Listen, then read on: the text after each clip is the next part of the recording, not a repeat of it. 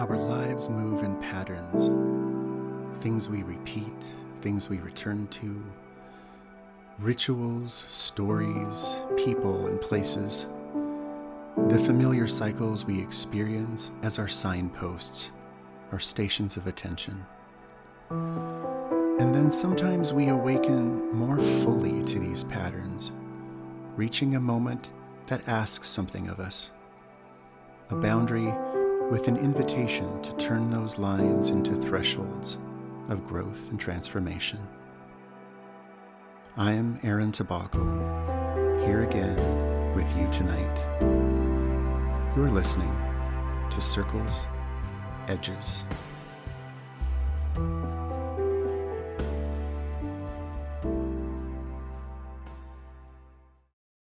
Good evening, dear ones, and good wishes to you. I want to welcome each one of you listening to this next broadcast of Circles, Edges Radio.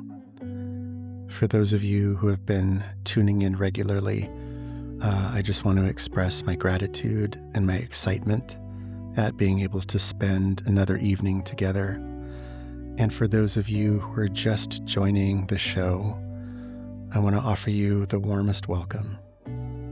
Please make yourself comfortable as we all arrive together tonight. Here in my home office, as many of you know, I have a very comfortable reclining chair in a dark room with my candles going.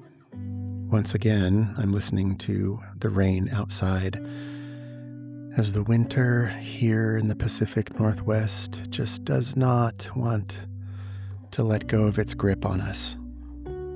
So I'm looking forward, hopefully soon, to some warm sunshine that can match the flowering trees and bushes that are appearing all around me in my neighborhood and on the streets of my town. I've missed you. And I wonder how you are arriving tonight. I'm not sure about you, but lately I've noticed my mind has been very noisy, very hard to quiet down. And I have wanted several times to sit down and light these candles and just have this conversation with you again. So I'm very pleased that tonight we get that opportunity.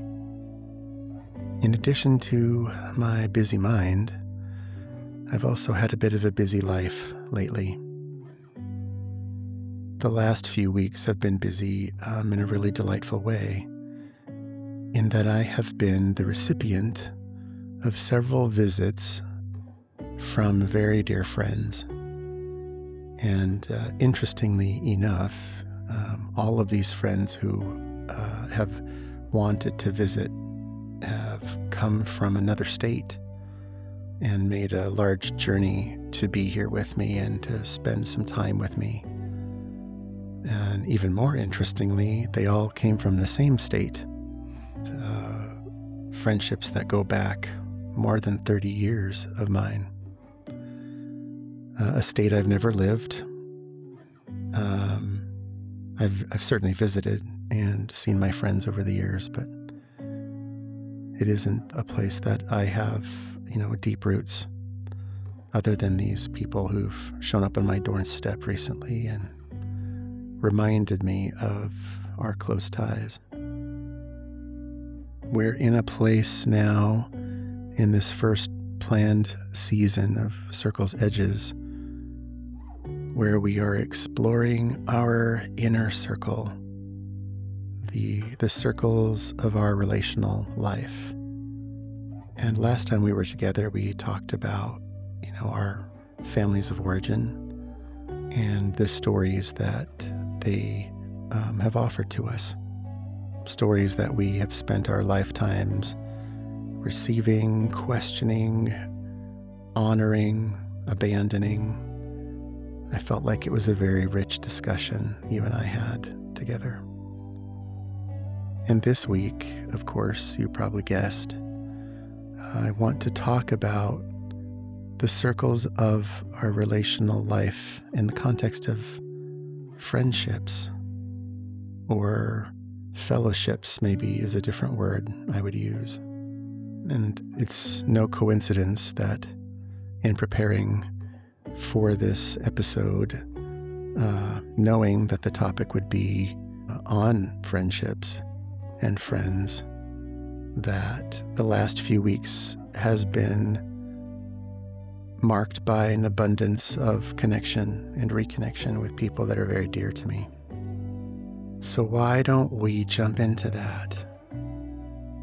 Now that we've arrived, I want to invite you to just take a really deep breath with me. You can sit right beside me, wherever you are, or lay down, whatever's convenient. I hope you're not driving somewhere, because the late night FM radio vibes and voice might not be conducive to your safety.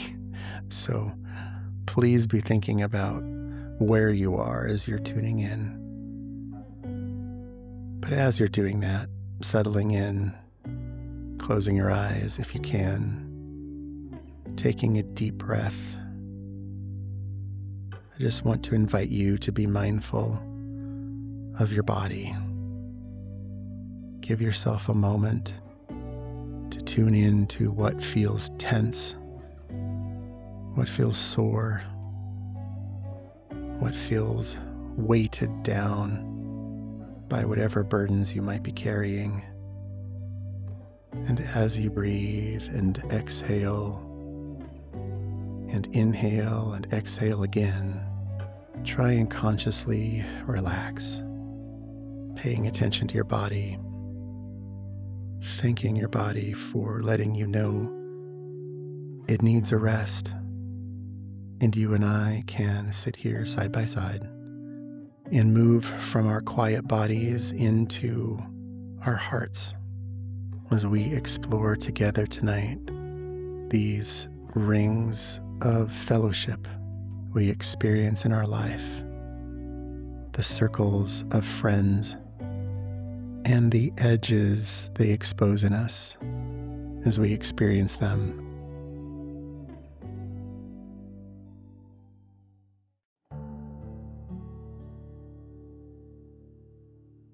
I think it would be impossible for me to begin a discussion of the inner circles of our friendships without thinking about some of the stories and metaphors and people and experiences that have shaped how I think about this idea of friendship or fellowship even. And as I was preparing for this evening together, one of the first thoughts I had was of a book from my early life, my very formative childhood and adolescent years. It's called The Story of the Little Prince by Antoine de Saint-Exupéry. Obviously a very, very famous book and story. And I'm particularly remembering the interactions of the little prince and the fox. The little prince had been well on his way, seeking to find connections and friendships, and became quite despondent at the time that he encountered the fox. And he explained to the fox that he was looking for friends because he was all alone in the universe, and asked perhaps if the fox could be his friend. And the fox responded by saying, well, I can't be your friend because I'm a wild creature. I haven't been tamed. And the little prince asks him, well, what does that mean, to tame? And the fox instructs him that it means to create ties. He's very puzzled. It just means that, just establishing ties. And the fox responds, yes, just that. He says, to me, you're just a little boy, and you're like every other little boy in the universe, and I don't have any need of you. And you don't have any need of me because I'm just a fox, like all of the other foxes in the universe. But he explains, if you tame me, then we'll need each other. And to me, we will be tied, and you will be unique in all the world. You will be my boy, and I would be your fox. I would be unique to you in all the world. And as they discuss it, the fox shares the wisdom that if you tame me, you also need to tend me. And that was his wisdom he tried to pass on, that we have to tend what we tame. And I really love that. I love the idea that when someone becomes unique to us and we establish a connection, and the connection moves to a tie or some kind of investment in each other, that we really need to tend to those things, that they come with not just the establishment of a titled relationship of friend or fellow in our life, or companion, or a million other terms, but that it comes with a responsibility, that we have to take care of those things. And as we take care of these relationships, as we tend to them, so many things arise from that. So many things that shape us in reciprocity and fill so many needs we have as humans. Last time we were together, we talked about the first of our inner circles, the families we are born into, and how we come into the world with a story that was generated of who we would become and who we are, that happened even before our birth. In our families, in our first and closest inner circle of our lives, become companions of that inheritance. And yet as we start to grow and we become social and we begin to acquire the ability to communicate and connect with people on our own, the process of friendship emerges.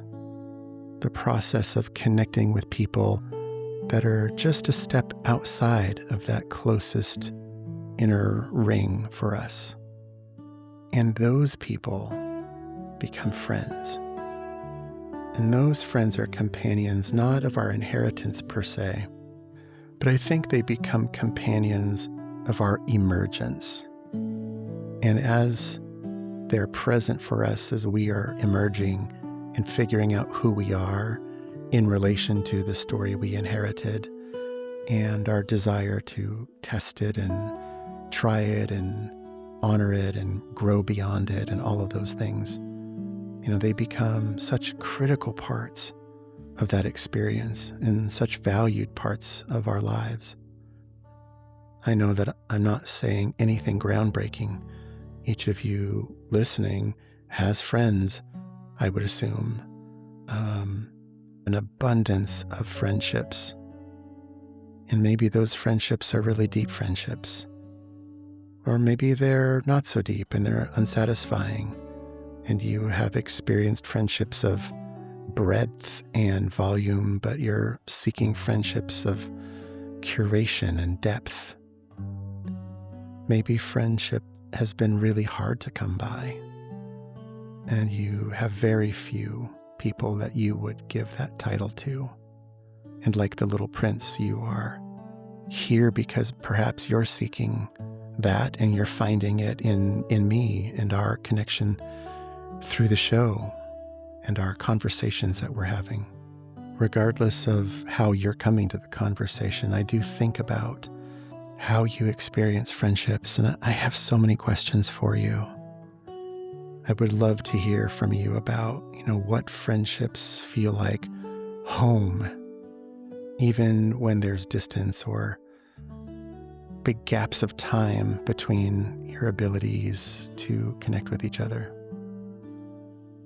Who knows you in your life in a way that feels both real and accurate and honest, as well as generous and loving and kind, in spite of all that honesty? Who's been a witness for you across multiple chapters of your life? Those people perhaps who knew you before you became who you are now. And have those friendships evolved with you? Or have you had to let some of them go as time went on? Because in that circle of friendship, you embraced some of your growth edges, and your friends didn't feel like they could cross that threshold with you. Or perhaps you realized you had crossed a threshold that left them behind in some way. I know that as I have gotten older, my friendship circles, not just the structural circle of who I hold close and call friends and best friends or closest friends or intimate friends, and others at maybe different levels of my world, a little farther out, still friendly, but maybe a little more distant.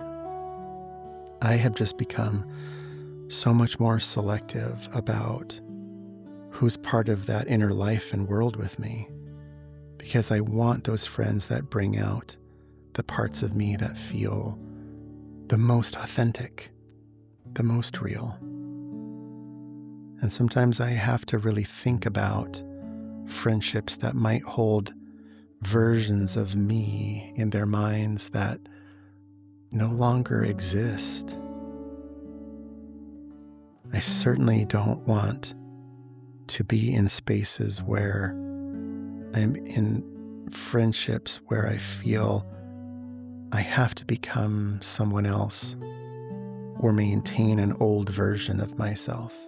But nonetheless, with all of that musing, I do think about the specific circles, beyond the structural, right? I have to recognize that these friendships aren't something that usually stays the same way over time. Friendships bring us circles of shaping direction for us. They're forces in our lives. There's also certain patterns I have seen in the kinds of friendships I have sought and cultivated, or the friendships I've let go, as I mentioned. Friends offer me the ability to practice cycles of, emergence and decay and return, the work of tending to the friendship. Because I have noticed that when I have failed to tend the friendships that have emerged, they may diminish or decay. And if and when it feels time to return to that, re-experience it, renew it, that I have work to do. I also find that friends have offered me the chance to think about and practice boundary setting and belonging, sort of literal circles of social life. Who do I pull in? How do I create boundaries that keep the ones I love close and perhaps healthily and safely keep others at a certain distance?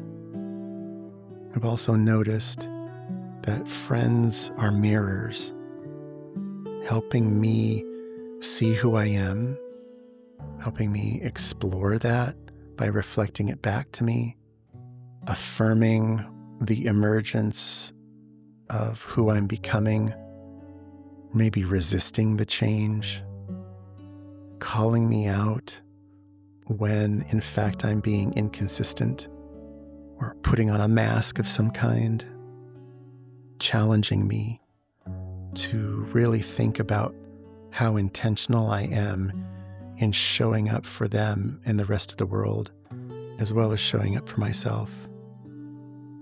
And I definitely think about how friends have been companions for me at the threshold moments when I've been evolving or changing or moving through something incredibly powerful or difficult for me.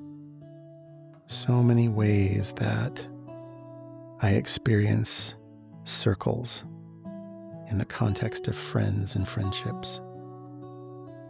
Which of your friendships have endured longer than you expected? Do you have those people who have come into your life and perhaps initially you thought, oh, this is a friendship of convenience, a friendship of proximity, a friendship based on a narrow interest we share, but that didn't seem applicable to other parts of your life. And yet, somehow those friendships evolved and they stayed with you and grew with you and surprised you in that. I certainly have had those. You know, one of the things I really have to credit my father for. There aren't in my life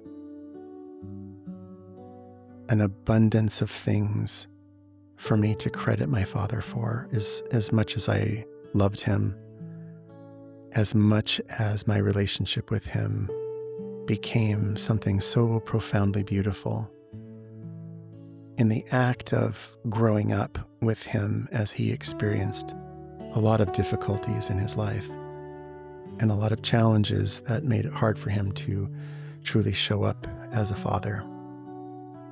One of the things he impressed on me early that I really listened to was the advice to really, really think about and be intentional with the friends that I chose. And for some reason, that seemed so important to me that I really, really took that lesson into my heart.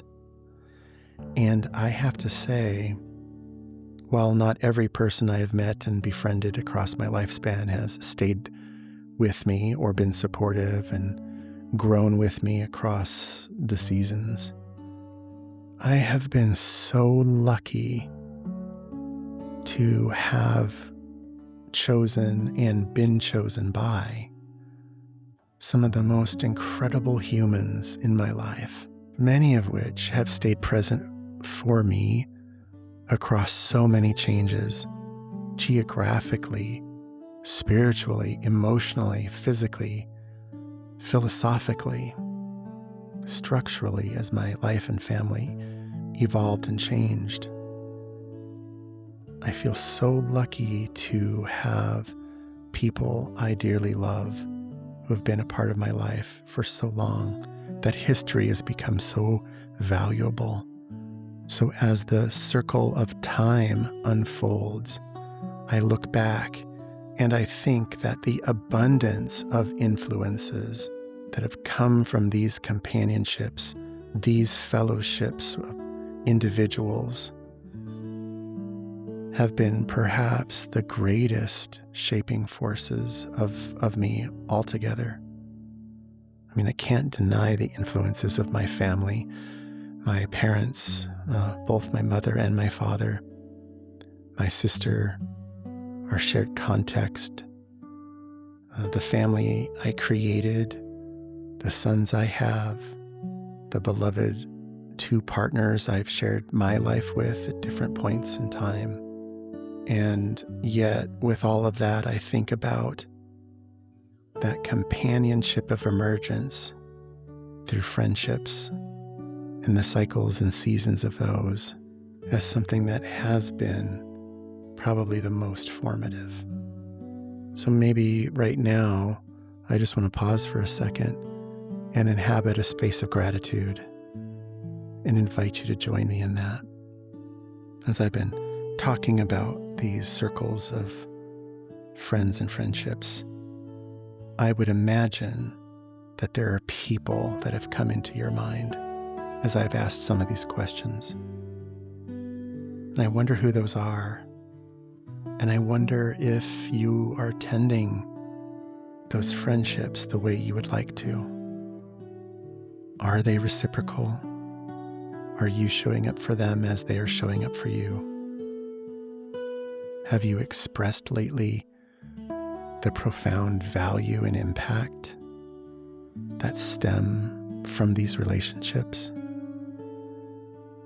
Are you in a space perhaps where you're longing for different kinds of friendships, where you do access the reciprocity that perhaps is lacking, where you're looking for somebody to show up for you and be that mirror and that companion and that witness and that shaping force that you need to move toward whoever you're becoming? Whatever your state of friendships right now, take a moment to feel whatever you're feeling. Gratitude, longing, satisfaction, and ask yourself what those feelings are telling you about your relationship with these people in your life. Because this circle, or I should say these circles, right? These dynamic circles that follow us across space and time, with people who move in and out like fish in a river across our lifespans. Some who stay for a season, some who have been there beside us the whole way, some who have gone through many cycles of connection and fracture and distance and repair and renewal. All of these circles are so valuable and necessary for our becoming that now I begin to wonder about the edges. What have the experiences of friends and friendships invited you to learn about who you are, and how have they impacted your becoming? How is it happening for you right now? What is unfolding in these connections of yours that is giving rise to whoever you're becoming next as your life is moving forward? Are the right people there for you? Have you invested in them in ways they hopefully have invested in you, such that you can harvest what you need in your own times of growth? My hope is that in reflecting right now upon these circles of friends, that you can recognize the value, that you can reflect on your role, and that you can identify the gratitude of belonging to them, that you can honor the companionship of emergence you share together, and that as we look at these edges, you'll have a clear picture in mind of how these individuals have kept you company in these very critical times.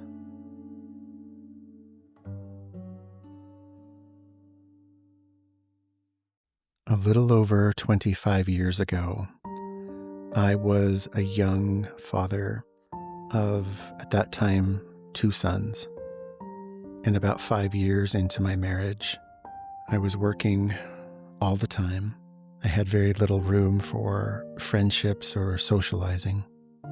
And also, I think it would be fair to say that I'd had kind of a complicated history with friendships in my life to that point, as many of them were not particularly reciprocal. In terms of our circles concept, I realized that there was sort of a pattern in my life of befriending people who were attracted to my friendship because of a need for some kind of comfort or help. And because I really needed to be needed, I participated in deepening those connections until such time as the friendship would sort of run its course. And I noticed a very dissatisfying lack of reciprocity when I myself needed help, leading me to a place of being a little bit shy or hesitant in investing deeply in other people as friends. It was about this time that a very similar man entered my life with a lot of overlapping characteristics. He also was relatively early in his marriage, maybe 7 years, I forget exactly. Had 3 small children, and we had honestly very little in common. We had a few social obligations in the community in common, but in terms of interests or beliefs, etc., I think that it was fair to say we would be unlikely companions in the world. And yet, for some reason, energetically, we just really connected. So I took a chance and started to invest in cultivating this relationship. In Little Prince terms, we were taming each other and in reciprocity, tending to one another. And I think that was the clincher for me, because from pretty much the get-go, I noticed for the first time a high degree of reciprocity and investment and a willingness to be as emotionally connected and honest and vulnerable and caring toward me as I was toward him. Over the course of 5 years, we became like brothers, in all honesty. We spent the little free time we had together. We would take weekend fishing trips together or camping trips, exploring the Northwest, hiking, just really enjoying each other's company. Deep conversations, lots of caring, lots of ups and downs between each of us where we would rely on the other person for comfort or wisdom or advice, or just support and a listening ear. I'm hopeful that as I'm telling this story, you can relate to it, that you've experienced that kind of friendship and know the value of it and know how much such a relationship can mean to you in your everyday life. What was also true of this man was that while we were the same age and had, the same life context between us, he had some very significant behavioral health problems that I did not have. And in that, when those behaviors were really being activated in his life, I really did step into a caregiving, caretaking, mentoring, role modeling sort of role for him. On one particular night, about 5 years into our relationship, he reached out by the telephone and explained that he was in a really bad place and that his wife had left the home and taken the children, and he just wasn't sure what he was going to do. And there was something about the way he said that made me concerned that he might be experiencing some kind of thoughts about self-harm or some other dire potential behavior. And so I went. When you get a call from somebody you love like that, you just take the call and you show up for them. At least that's what I believe. And so I did. And over the course of that night, something very surprising happened in that he invited me to join him in some of these very unhealthy behaviors. And I froze in my body. I did not expect that. I didn't know what to do with that. And I wasn't sure what it would mean to my life other than were I to go down that path with him, I would irreparably damage my life, my family, my community. And I just couldn't do that. So after one of the longest nights of my life, in my 20s, still at that point, we got him through to the morning in a healthy state. And within a few days, I ended the friendship because it did not feel like it was safe for me any longer. It took me, frankly, several years to unpack all of that. But the first big stage of trying to understand it, of course, came in the days after, in the weeks after. And what really happened for me was it exposed a number of my own edges I didn't really know were there, edges, some of which I knew were there and didn't want to deal with. And it nearly brought me to a place of being undone. I realized that this situation and this friendship brought me to an edge of my personal moral boundaries. It brought me to an edge that exposed parts of my own identity I was really unwilling to face.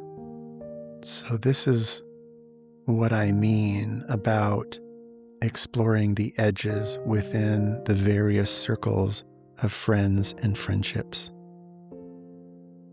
These companions come into our lives. Some of them stay, some of them go. Some of them bring to us gifts of presence and awareness and challenges and enhancements and comfort and dilemmas. They take us to the edge of learning how we practice reciprocity, clarifying for us what our values are, helping us learn to walk a path of inclusion in the face of difference and negotiate what all of that means. They can bring us to the edge of joy or the edge of grief. And through all of that, we have to constantly revisit and renegotiate who we are in our friendships and how the friendship can hopefully change with us as we grow.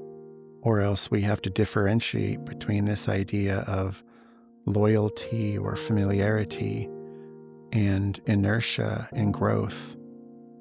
Friends can take us to the very edge of understanding what we believe can be forgiven and how that can be repaired.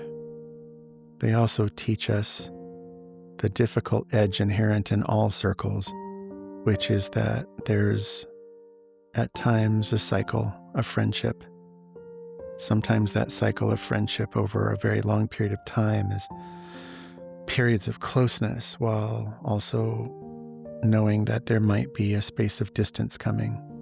We have to move through the seasons of our friendship or friendships as we grow and develop and age, as we move and relocate and figure out how to live as stewards of our relationship when the circumstances change. Friends also at times challenge us to find our own voice and speak our own truth when we discover the edge of their influence, and whether or not that influence is adding to our joy or our growth, or whether it's keeping us in some former version of ourselves that we're desperately ready to leave behind. I think in a way that is different from our families. Friends help us learn to be better witnesses of suffering, because these are people we elect to have in our lives in a way that's different from a way we choose to maintain or sever ties with our families. Because as I sort of said earlier on, friends are our companions and witnesses of our emergence. We're also witnesses of their emergence. And that forces us to learn to become more intentional companions, learning how to better show up, how to better be truly present for people, how to learn to tell the truth and do it without blame or judgment, how to pay attention to what has heart and meaning, and also how to be open to outcome and not attached to outcome. These 4 beautiful principles were articulated by the cultural anthropologist Angeles Arian, who studied communication, presence, leadership, community, and those qualities that are shared among all humans in their relationships all over the globe. This 4-fold way she talked about in her work is a wonderful way to understand the edges that are exposed in us as we live through the circles of our friendships and our deepest chosen connections. And as we practice all of that, as we practice tending what we've tamed, we get to discover the joy that friendship is not just about belonging, but also about becoming. So given that I've spent a great deal of time talking about this personal story and how it helped me start to see both the circles and the edges of friends and friendships in my life, I just want to turn my head over toward you and ask you about the edges your friends and friendships have brought to you. You may be in a place right here and right now where one of the biggest dilemmas in your life is to negotiate a new path for yourself while facing the fear that the friends and companions that are closest to you might reject that.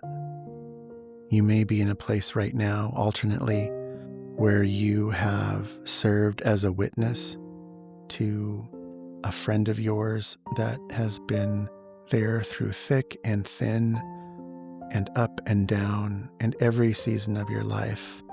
And as you're considering the circles and edges of all of this, all you can feel is joy and gratitude and humbled by the fact that the two of you have been so close and have made it so far across all of the cycles of your own friendship, of the cycles of drawing near, of fracture, of repair, forgiveness, coming back together, renegotiating your normal, and moving forward.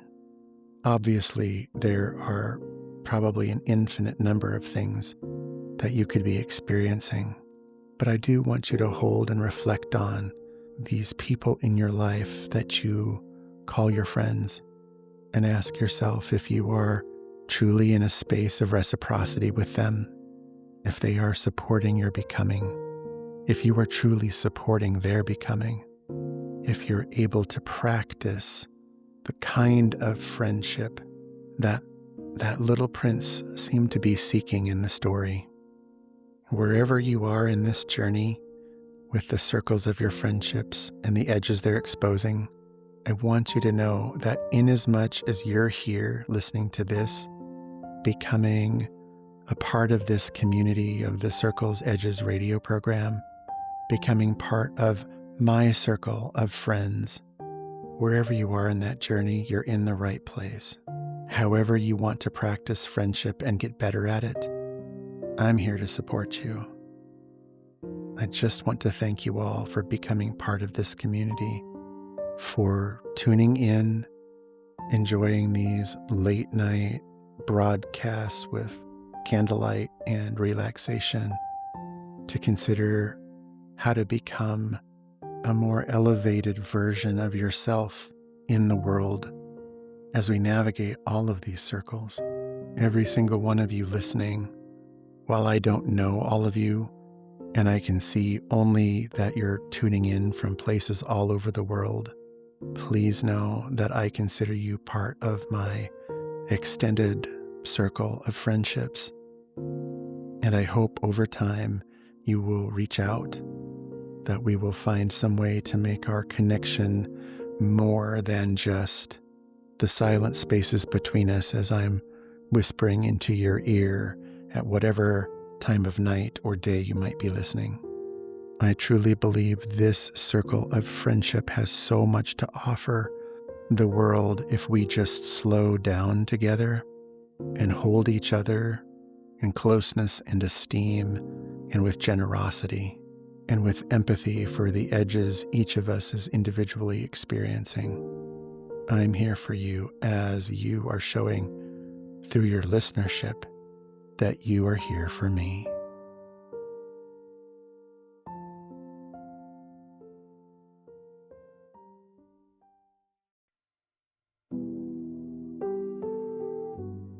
Well, it's that time in the evening where we will circle back a little bit to feedback and communications, insights from you all that have come forward to me through the generosity of your connections. For those of you who are new, or if I can repeat this for my listeners who tune in for each episode, you can reach out to me directly at the email Aaron, that's AARON, at circlesedges.org. This week in my virtual mailbag, I wanted to take a moment and acknowledge some of the friends who have reached out to share the depth of their feelings that are coming from listening in to Circles Edges Radio. I was so grateful to hear from my friend Kevin again, who was truly beside himself with my reflections on the origin stories episode, which he felt so personally spoke to him and his experiences with his own story and how it has affected him across his life and how he has learned to become aware of it and question it and grow beyond it while at the same time honoring it. I was so grateful to hear from one of my very dearest friends over the past 35 nearly years, who brought his son recently to stay in my home and connect and share just how meaningful he felt that Circle's Edges is and the impact it's having on the world. I'm so grateful to Amy and Carrie, my very dearest friends, Joe and Eric, and also Jason, people who have reached out to share that hearing these episodes of the radio program is deeply affecting their nervous systems, helping them to feel calmer, more connected, safer, all the while really giving them a chance to think about things deeply in a way that right now the world is not allowing us to do. This show is very obviously not built for the TikTok platform or the short form 240 character social media post. It requires the commitment to invest. And I'm so grateful to every single one of you who is doing that.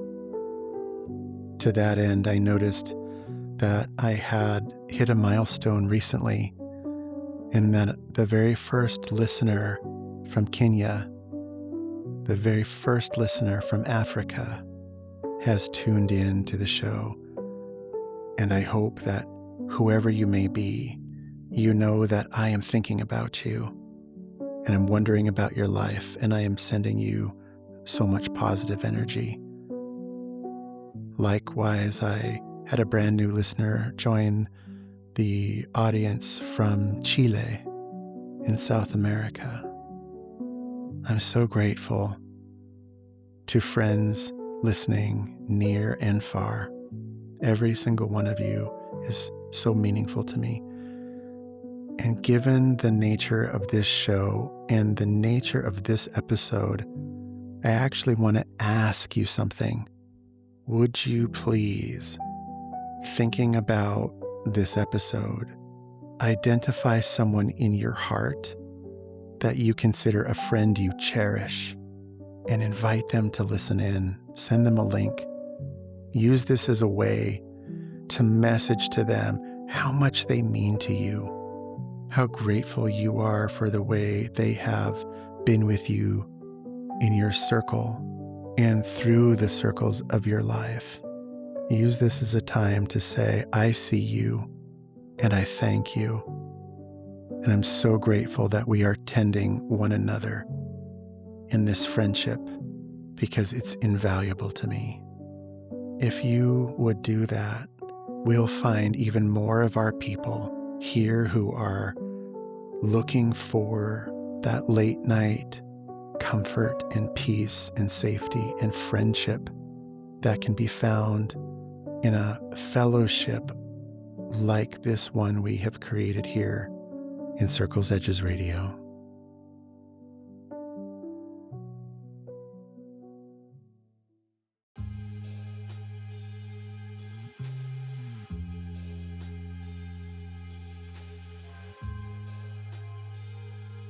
Well, dear ones, we have time for one last light tonight before I blow out these candles and say goodnight to you until I return to the virtual airwaves for our next episode of Circles Edges Radio. I usually will share a thought or a quote, a passage, something a little inspirational that kind of goes along with the theme, or maybe something that looks ahead to the next show. Today I couldn't help but think about one of the friendship stories that has really deeply impacted my life as a person. It's been instructive to me in so many ways over the years. And those are the books collectively known as The Lord of the Rings by J.R.R. Tolkien. Of course, the entire book and all of its characters are about friendship. But so much more than friendship, right? It's about fellowship. Fellowship is very different. In preparing for this show, I did a little bit of a dive into the history of the word fellowship and was surprised to learn that its earliest roots in Western culture come from Old Norse, and those root words identified investment and caring. Now, I don't speak Old Norse, so please be generous with me. But the two words that are compounded to mean fellowship in its earlier origin are félagi. Fé, which meant cattle or property or capital of some kind. And then lagi, one who joins or lays down him or herself or themselves and invests. So this is not just like a social friend or some sort of superficial connection, but someone who shares deeply what sustains us. That is the root of where we come to this understanding of our modern word fellowship. Someone who wants to share the risk with you, share the resources, share the emotional investment, share the journey. And so, of course, its use in Tolkien's books as part of the titling makes perfect sense, because that's exactly what happens in the story. And before I say goodnight, I just want to evoke one of the passages that is incredibly famous in the books, of course, was equally famous in the movie versions as well. But it's where Frodo and Sam are on the last legs of their journeys to destroy this object of evil that is so powerful in the world, this dark ring. And Frodo collapses, and he's simply not able to go any further. And he says to Sam, I just can't. I can't do this anymore. I have nothing left to give. And Sam responds, trying to be supportive, knowing he can't take the ring and finish the task. He turns to Frodo and he says, come on, Mr. Frodo. I can't carry it for you, but I can carry you and the ring with you. And he picks Frodo up and takes him further toward their final destination. What an incredible act of fellowship that is, to be so invested in our journey that they walk it with us. And of course, later, when all was said and done, and they were both collapsing together, not knowing if they would ever survive, having disposed of this ring, Frodo looks at Sam and says to him in return, I'm so glad to have you here with me at the end of all things. That is my wish and prayer for all of you, that you might know that ring of fellowship in your life, that in reciprocity you feel grateful that there would be some very beautiful, specific, wonderful, and strong human that is invested in you so deeply that you would follow them to the very end of all things. With that, dear ones, I will offer you good wishes and a good night.